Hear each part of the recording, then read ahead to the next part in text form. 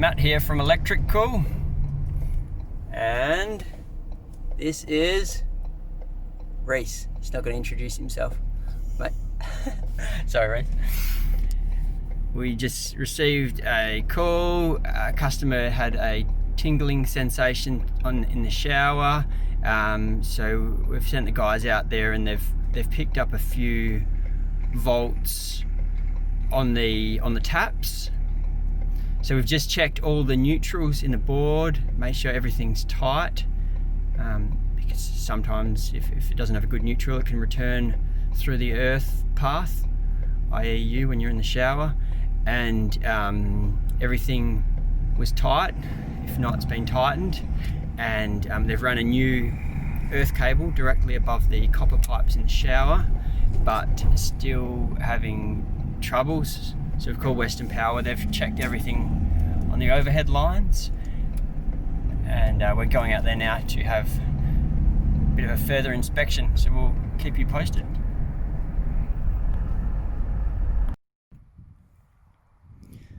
Okay, I'm out here in Moresby. Western Power's been out. They've left a couple of notes. They found 6 volts between customer's earth and neutral. And they've also said circuits failing, insulation resistance test. So we've found that there was a surge protector still connected on one of the power circuits. So I'm guessing that's what the failing insulation resistance test. So we're going to do that test again.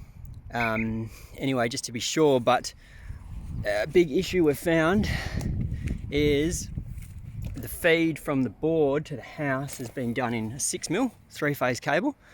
So we've done a few tests, and a 16mm is a bit more like the cable that should be used. There's nearly 80 meters of cable. So I've had Henry's been out with his bobcat, dug the trench, and we're going to put a 25mm 3-phase cable in. And Western Power, obviously concerned about their supply and the resistance back on the neutral, which has been coming up on the earth, they've actually replaced their overhead line to the pole. So we're going to put this cable, we're going to run this cable through now.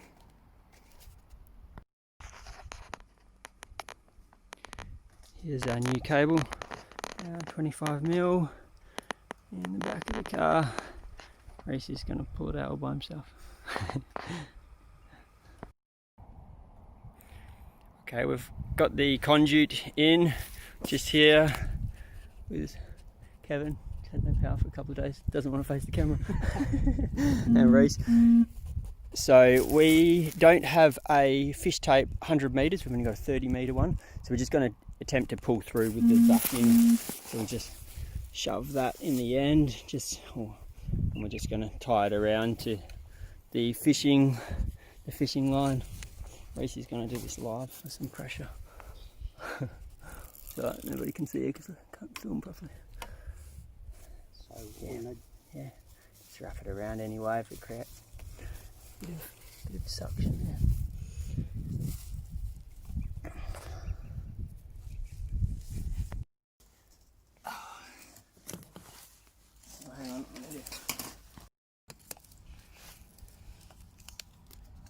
Are you recording now? Yep. Okay. Sure. Okay. So up the other end, we're just going to tape this on and turn the vacuum on. Give it a shot. Oh, sounds like it already. Might be sand actually. Oh yeah, there we go. That's it. Cool. Yeah, that was quick, wasn't it? Yep. Okay, so just tying onto that string. We've just got like a draw wire because it's a bit small to tie a big 25mm cable onto. So we'll just tie straight onto this copper. It's a bit stronger. So Reese is up the other end with his fishing rod, and we'll see how fast he can pull it in.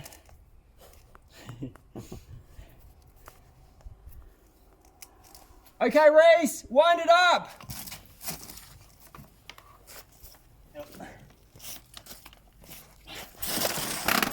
feed it. Oh. So you want me to do this? That's alright. Should be alright.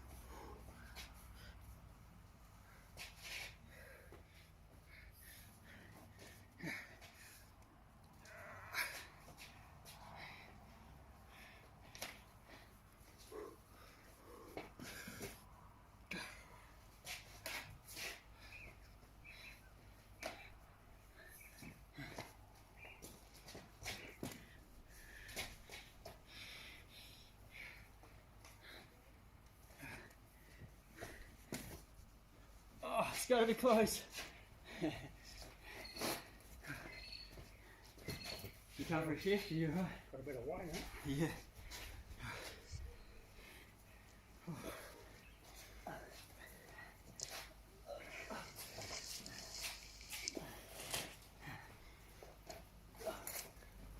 Twice, eh?